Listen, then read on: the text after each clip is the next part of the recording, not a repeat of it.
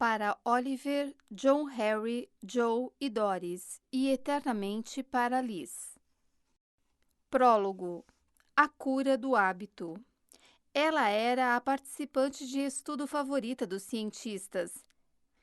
Liza Allen, de acordo com sua ficha, tinha 34 anos, começara a fumar e beber aos 16 e lutara com a obesidade durante a maior parte da vida. Chegou a um ponto, aos 20 e poucos anos, em que órgãos de cobrança começaram a persegui-la para recuperar mais de US$ 10.000 em dívidas. Um velho currículo listava que seu emprego mais longo durara menos de um ano. A mulher que estava diante dos pesquisadores naquele dia, no entanto, era esbelta e vibrante, com as pernas tonificadas de uma corredora. Parecia uma década mais nova que as fotos em seu prontuário e capaz de aguentar mais exercícios do que qualquer outra pessoa no recinto. Segundo o relatório mais recente em seu arquivo, Liza não tinha dívidas, não bebia e estava em seu 39º mês numa empresa de design gráfico. Abre aspas. Quanto tempo faz desde o seu último cigarro? Fecha aspas. Um dos médicos perguntou, dando início à lista de perguntas que Liza respondia toda vez que vinha a esse laboratório, perto de Bethesda, Maryland. Abre aspas, quase 4 anos, fecha aspas, ela disse, abre aspas, e perdi 27 quilos e corri uma maratona desde então, fecha aspas.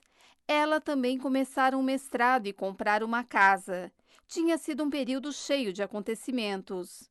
O grupo de cientistas na sala incluía neurologistas, psicólogos, geneticistas e um sociólogo.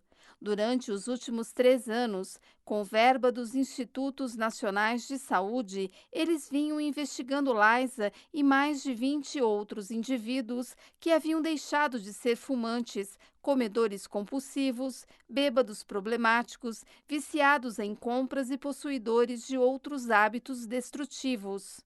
Todos os participantes tinham uma coisa em comum: haviam reconstruído suas vidas em períodos relativamente curtos. Os pesquisadores queriam entender como. Por isso, mediram os sinais vitais de cada um, instalaram câmeras de vídeo dentro de suas casas para observar suas rotinas, sequenciaram trechos de seus DNAs e, com tecnologias que lhes permitiam espiar dentro da cabeça das pessoas em tempo real, observaram o sangue e os impulsos elétricos fluírem através de seus cérebros enquanto eram expostos a tentações como fumaça de cigarro e refeições fartas. O objetivo dos pesquisadores era descobrir como os hábitos funcionam num nível neurológico e o que era necessário para fazê-los mudar. Abre aspas.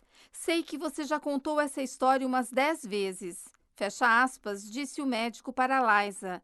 Abre aspas. Mas alguns dos meus colegas só a ouviram em segunda mão. Você se importaria em descrever de novo como parou de fumar? Fecha aspas. Abre aspas. Claro. Fecha aspas, disse Liza. Abre aspas. Começou no Cairo, fecha aspas. As férias tinham sido uma decisão um tanto impulsiva, ela explicou. Alguns meses antes, seu marido chegara do trabalho e anunciara que ia deixá-la porque estava apaixonado por outra mulher. Liza levou um certo tempo para processar a traição e assimilar o fato de que estava realmente se divorciando. Houve um período de luto, depois um período em que ela o espionava obsessivamente, seguia sua nova namorada pela cidade, ligava para ela depois da meia-noite e batia o telefone. Depois houve a noite em que Liza apareceu na casa da namorada, bêbada, esmurrando a porta dela e gritando que ia queimar o prédio inteiro. Abre aspas. Não foi uma época muito boa para mim. Fecha aspas, disse Liza. Abre aspas. Eu sempre quisera ver as pirâmides e ainda não tinha estourado o limite dos meus cartões de crédito. Então, fecha aspas. Em sua primeira manhã no Cairo, Liza acordou com o raiar do dia ao som do chamado para a oração de uma mesquita ali perto. Estava escuro como breu dentro de seu quarto de hotel. Meio cega e com o fuso horário alterado, ela pegou um cigarro. Estava tão desorientada que não percebeu, até sentir o cheiro de plástico queimado, que estava tentando acender uma caneta, não um Marlboro. Liza passara os últimos 4 meses chorando, comendo compulsivamente, sem conseguir dormir e sentindo-se envergonhada, desamparada, deprimida e furiosa, tudo ao mesmo tempo. Deitada na cama, ela entrou em colapso. Abre aspas. Foi como se aquela onda de tristeza me engolisse. Fecha aspas, ela disse. Abre aspas. Senti como se tudo o que eu jamais quisera tivesse desmoronado. Eu nem conseguia fumar direito. E então comecei a pensar no meu ex-marido e em como seria difícil arranjar outro emprego quando eu voltasse e como eu ia odiar esse emprego e como me sentia pouco saudável o tempo todo. Levantei e derrubei uma jarra d'água que se estilhaçou no chão e comecei a chorar ainda mais. Senti um desespero, como se tivesse que mudar algo, tivesse que achar pelo menos uma coisa que eu fosse capaz de controlar. Fecha aspas. Tomou uma ducha e saiu do hotel. Enquanto Liza passava pelas ruas esburacadas do Cairo num táxi e depois pelas estradas de terra que levavam à Esfinge, às pirâmides de Gizé e ao vasto, interminável deserto ao redor delas, sua autocomiseração cedeu por um breve instante. Ela precisava de um objetivo na vida, pensou, algo pelo qual pudesse batalhar. Então ela decidiu, sentada dentro do táxi, que voltaria ao Egito e faria uma trilha pelo deserto. Liza sabia que era uma ideia maluca. Estava fora de forma, com excesso de peso e sem dinheiro no banco. Não sabia o nome do deserto para onde estava olhando, ou mesmo se uma tal viagem era possível. Nada disso importava, no entanto. Ela precisava de alguma coisa em que se focar. Liza decidiu que se daria um ano para se preparar. E para sobreviver a uma expedição daquelas, tinha certeza de que precisaria fazer sacrifícios. Principalmente, ela teria que parar de fumar. Quando Liza finalmente cruzou o deserto 11 meses depois, só que numa excursão motorizada com ar-condicionado, junto com meia dúzia de outras pessoas, a caravana levava tanta água, comida, barracas, mapas, aparelhos de GPS e rádios bidirecionais que acrescentar um pacote de cigarros não teria feito muita diferença. Mas no táxi, Liza não sabia disso. E para os cientistas no laboratório, os detalhes da sua viagem não eram relevantes. Pois, por motivos que eles só estavam começando a entender, aquela pequena mudança na percepção de Liza naquele dia no Cairo, a convicção de que precisava parar de fumar para realizar seu objetivo, desencadearam uma série de transformações que acabariam refletindo em todas as partes de sua vida.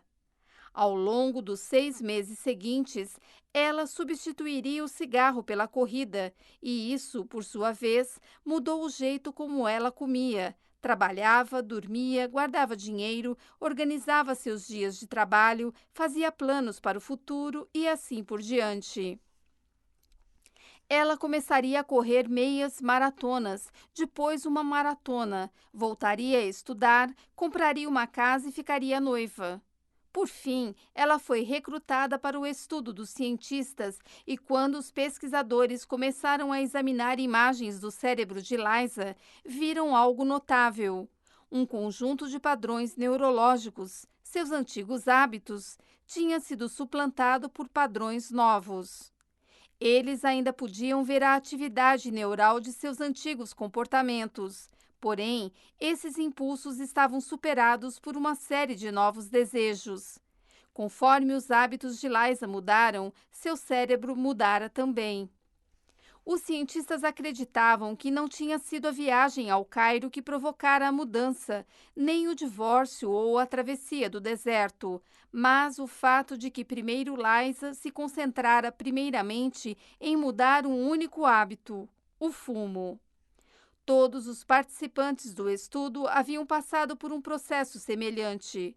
focando-se num único padrão, o que é conhecido como um, abre aspas, hábito angular, fecha aspas. Liza também ensinara a si mesma a reprogramar as outras rotinas automáticas de sua vida. Não só os indivíduos são capazes de mudanças como essa. Quando as empresas se concentram em mudar hábitos, organizações inteiras podem se transformar. Empresas como a Procter Gamble, a Starbucks, a Alcoa e a Target já tiraram proveito dessa revelação para influenciar o modo como o trabalho é feito, como os funcionários se comunicam e, sem que os clientes percebam, o jeito como as pessoas fazem compras. Abre aspas, quero lhe mostrar uma de suas tomografias mais recentes. Fecha aspas, um pesquisador disse a Liza perto do final de seu exame. Ele exibiu uma figura numa tela de computador que mostrava imagens do interior da cabeça dela. Abre aspas, quando você vê comida, estas áreas, fecha aspas, ele apontou para um lugar perto do centro do cérebro dela, abre aspas, que são associadas a anseios e fome, ainda estão ativas. Seu cérebro ainda produz os impulsos que faziam você comer em excesso. No entanto, tem atividade nova nesta área. Fecha aspas, ele apontou para a região mais perto de sua testa. Abre aspas, onde acreditamos que a inibição comportamental e a autodisciplina começam. Essa atividade foi se tornando mais acentuada a cada vez que você veio aqui. Fecha aspas. Liza era a participante favorita dos cientistas porque suas tomografias eram muito convincentes, muito úteis para criar um mapa no qual os padrões comportamentais, os hábitos, residem dentro de nossas mentes. Abre aspas. Você está nos ajudando a entender como uma decisão se torna um comportamento automático. Fecha aspas. O médico lhe disse. Todas as pessoas no recinto sentiam que estavam no limiar de alguma coisa importante, e estavam mesmo. Quando você acordou hoje de manhã, qual foi a primeira coisa que fez? Você foi direto para o chuveiro, checou seu e-mail ou pegou um donut no balcão da cozinha? Escovou os dentes antes ou depois de se enxugar? Amarrou o sapato esquerdo ou o direito primeiro? O que você disse para os seus filhos antes de sair de casa? Que caminho pegou para ir ao trabalho? Quando você chegou à sua mesa, respondeu e-mails, conversou com um colega ou foi logo escrever um memorando? Salada ou hambúrguer no almoço? Quando chegou em casa, calçou tênis e saiu para correr ou pegou um drink e foi jantar na frente da TV? Abre aspas. Toda a nossa vida, na medida em que tem forma definida, não é nada além de uma massa de hábitos. Fecha aspas, escreveu William James em 1892. A maioria das escolhas que fazemos a cada dia pode parecer fruto de decisões tomadas com bastante consideração, porém não é. Elas são hábitos. E, embora cada hábito signifique relativamente pouco por si só, ao longo do tempo, as refeições que pedimos, o que dizemos aos nossos filhos toda noite, se poupamos ou gastamos dinheiro, com que frequência fazemos exercícios e o modo como organizamos nossos pensamentos e rotinas de trabalho têm impactos enormes na nossa saúde, produtividade, segurança financeira e felicidade. Um artigo publicado por um pesquisador da Duke University em 2006 descobriu que mais de 40% das ações que as pessoas realizavam todos os dias não eram decisões de fato, mas sim hábitos. William James, assim como inúmeros outros, de Aristóteles a Oprah Winfrey, passou boa parte de sua vida tentando entender por que os hábitos existem. Porém, só nas últimas 2 décadas, os neurologistas, psicólogos, sociólogos e marqueteiros realmente começaram a entender como os hábitos funcionam e, mais importante, como eles mudam. Este livro é dividido em 3 partes. A primeira parte é focada em como os hábitos surgem dentro de vidas individuais. Ela explora a neurologia da formação dos hábitos, os meios de formar novos hábitos e mudar antigos, e os métodos, por exemplo, que certo publicitário usou para transformar a escovação de dentes, antes uma prática obscura, numa obsessão nacional. Ela mostra como a Procter Gamble transformou um spray chamado Febreze num negócio de US$ 1 bilhão, tirando proveito dos impulsos habituais dos consumidores. Como os alcoólicos anônimos reformam vidas, atacando hábitos que estão no cerne do vício. E como o técnico Tony Dungy reverteu a sorte do pior time da National Football League, abre parênteses, Liga Nacional de Futebol Americano, fecha parênteses, fazendo com que as reações automáticas de seus jogadores focassem em deixas sutis em campo. A segunda parte examina os hábitos de empresas e organizações bem-sucedidas. Ela mostra em detalhes como um executivo chamado Paul O'Neill, antes de se tornar secretário da Fazenda, converteu uma produtora de alumínio em dificuldades na empresa de mais alto desempenho do índice Dow Jones, enfocando um hábito angular e, como a Starbucks, transformou um menino que largara o ensino médio num alto gerente, incutindo hábitos projetados para tonificar sua força de vontade. Ela descreve por que mesmo os cirurgiões mais talentosos podem cometer erros catastróficos quando os hábitos organizacionais de um hospital deterioram-se. A terceira parte examina os hábitos de sociedades. Reconta como Martin Luther King Jr. e o movimento pelos direitos civis tiveram êxito, em parte, por mudarem os hábitos sociais arraigados dos moradores de Montgomery, Alabama. E porque um foco semelhante ajudou um jovem pastor chamado Rick Warren a construir a maior igreja do país em Saddleback Valley, Califórnia. Por fim, ela explora questões éticas delicadas, tais como se um assassino na Grã-Bretanha deve ser libertado caso possa argumentar de forma convincente que seus hábitos o levaram a matar. Todos os capítulos giram em torno de um argumento central. Hábitos podem ser mudados se entendermos como eles funcionam. Este livro é baseado em centenas de estudos acadêmicos, entrevistas com mais de 300 cientistas e executivos e pesquisas realizadas em dezenas de empresas.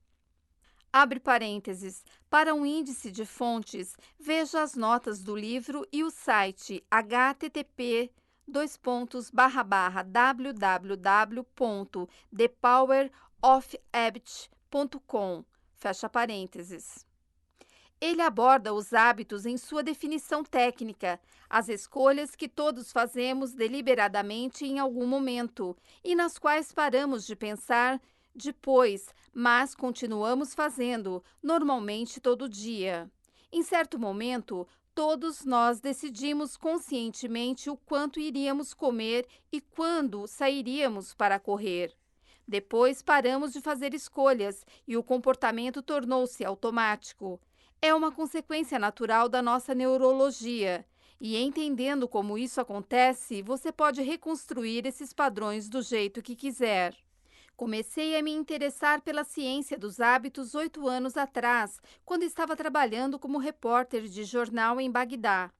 As Forças Armadas dos Estados Unidos, como me ocorreu enquanto eu as observava em ação, são um dos maiores experimentos de formação de hábitos da história. O treinamento básico ensina aos soldados uma série de hábitos cuidadosamente projetados, como atirar, pensar e se comunicar sob fogo.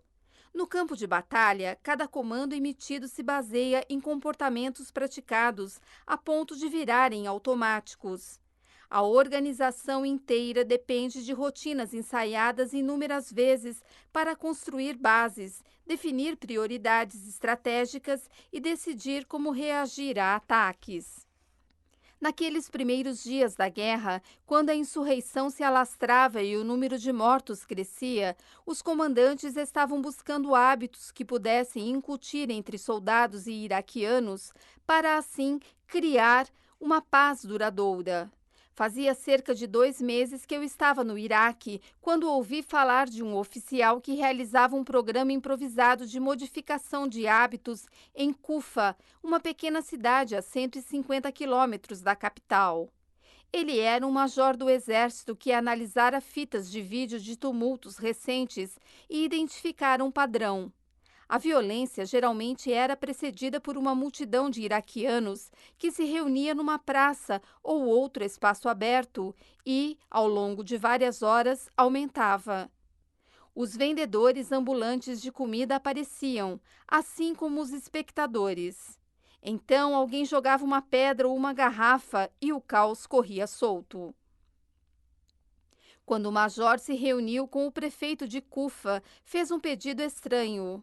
Será que eles podiam manter os ambulantes afastados das praças? Claro, disse o prefeito. Umas poucas semanas depois, uma pequena multidão reuniu-se perto de Masjid al-Kufa, ou Grande Mesquita de Cufa. Ao longo da tarde, ele foi inchando de tamanho. Algumas pessoas começaram a entoar frases de protesto. A polícia iraquiana, pressentindo problemas, falou com a base por rádio e pediu que as tropas americanas ficassem de sobreaviso. Quando escureceu, a multidão começou a ficar inquieta e faminta. As pessoas procuraram os vendedores de kebab, que geralmente enchiam a praça, mas não encontraram nenhum. Os espectadores se foram. Os protestantes ficaram desanimados. Às 8 da noite, todo mundo tinha ido embora. Quando visitei a base perto de Cufa, conversei com o major. As pessoas não pensam necessariamente na dinâmica de uma multidão em termos de hábitos, ele me disse, mas passara toda sua carreira sendo treinado na psicologia da formação de hábitos.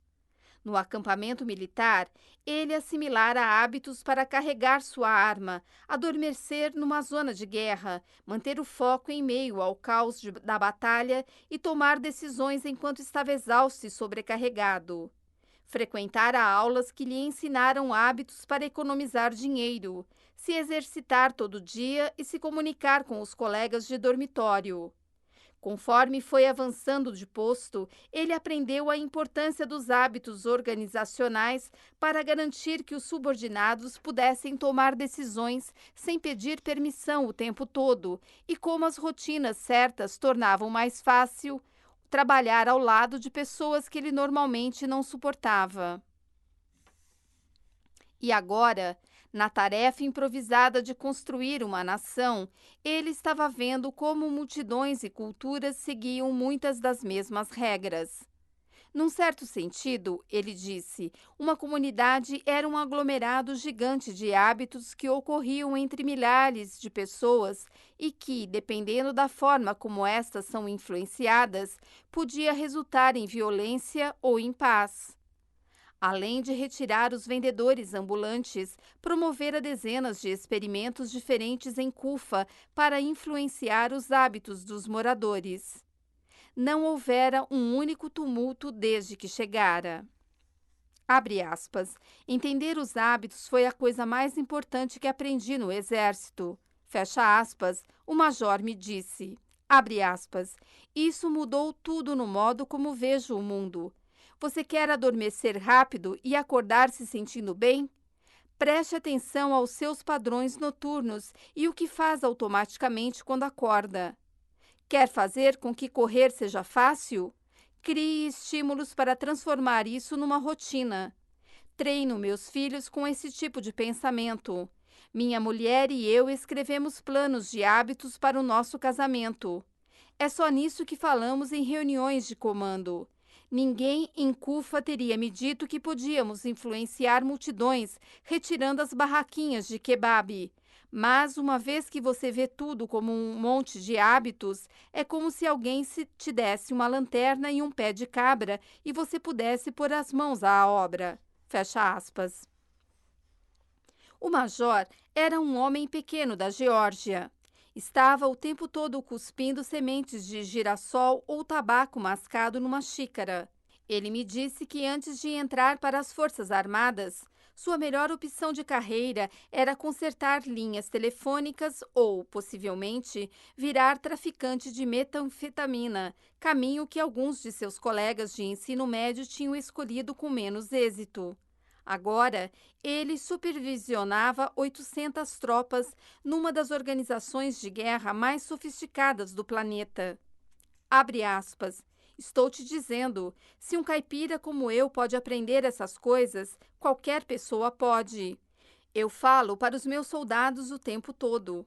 Não tem nada que você não possa, se criar os hábitos certos. Fecha aspas. Na última década, nossa compreensão da neurologia dos hábitos e do modo como os padrões funcionam dentro de nossas vidas, sociedades e organizações expandiu-se de maneira que não poderíamos ter imaginado 50 anos antes. Agora sabemos por que os hábitos surgem, como eles mudam e a ciência que há por trás de sua mecânica. Sabemos como dividi-los em partes e reconstruí-los de acordo com nossas especificações. Entendemos como fazer as pessoas comerem menos, se exercitarem mais, trabalharem de forma mais eficiente e levarem vidas mais saudáveis. Transformar um hábito não é necessariamente fácil nem rápido, nem sempre é simples, mas é possível e agora entendemos como.